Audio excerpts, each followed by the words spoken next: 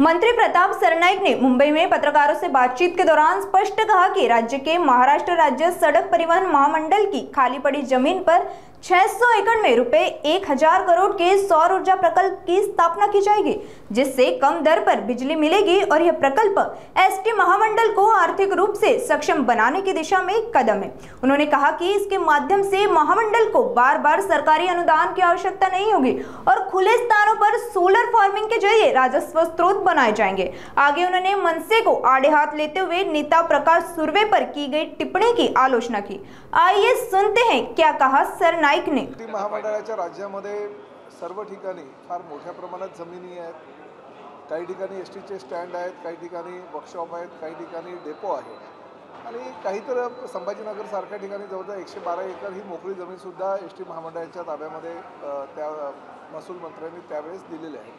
त्यामुळे अशा जागा ज्या आहेत, ज्या पडीक जागा आहेत, ज्यावर सौर ऊर्जेचा प्रकल्प जर राबवला तर एसटी महामंडळाला फार मोठ्या प्रमाणात फायदा होऊ शकतो।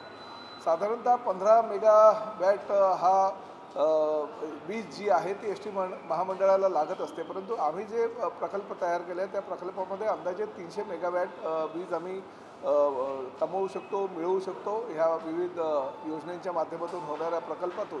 आणि त्याचबरोबर भविष्यामध्ये ज्या आम्हाला एसटी महामंडळाच्या इलेक्ट्रिक बसेस आहेत त्यासाठी सुद्धा जवळजवळ 280 मेगावॅट वीज आम्हाला लागणार आहे। ती जर आम्ही MSEBीकडनं खरेदी केली तर 1000 कोटीपेक्षा जास्त खर्च आम्हाला त्यासाठी लागू शकतो, परंतु तीच जर आम्ही निर्माण केली तर अतिशय कमी दरामध्ये आम्हाला ती वीज मिळेल आणि त्यामुळे जवळजवळ 1000 कोटी रुपये एसटी महामंडळाचे वाचणार आहे। संबंधित ठेकेदाराला विचारणा केली असता एसटी महामंडळाला जर माफक दरामध्ये त्यांना वीज दिली तर ठेकेदारसुद्धा आमच्याकडून वीज घ्यायला तयार आहे। त्यामुळे अतिशय फायद्याचा हा प्रकल्प राज्य शासनाच्या आणि केंद्र शासनाच्या काही अनुदान स्वरूप येणाऱ्या योजनांमधून किंवा एसटी महामंडळाच्या PPP तत्वावरील धोरणांमुळे आम्हाला हा अतिशय मोठ्या प्रमाणात 1000 कोटी रुपयाचा प्रकल्प आम्ही साकार करतोय आणि त्यासाठी लवकरात लवकर निविदा प्रक्रियासुद्धा राबवत आहे, जेणेकरून महाराष्ट्रामध्ये एसटी महामंडळ कसं सक्षम होईल। आणि वारंवार आम्हाला सरकारकडे विविध योजनांच्या माध्यमातून जी काही निधीची मागणी करावी लागते ती निधीची मागणी करता येणार नाही। एसटी महामंडळ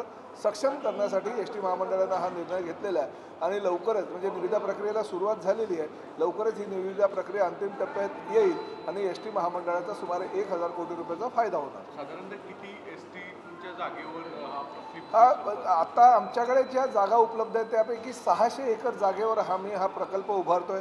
एसटी महामंडळाचे जे डेपो आहे, जे एसटी स्टँड आहे त्यावर छतावर काही ठिकाणी प्रकल्प आम्ही उभारतोय। तर एसटी महामंडळाच्या ताब्यातील आरक्षित जे भूखंड आहे ते जे मोकळे आहेत त्या ठिकाणी काही ठिकाणी अतिक्रमण होण्याची शक्यता सुद्धा नाकारता येत नाही। त्या ठिकाणी जर हा प्रकल्प उभा केला तर निश्चितपणे एसटी महामंडळाला त्याचा फायदा होऊ शकेल।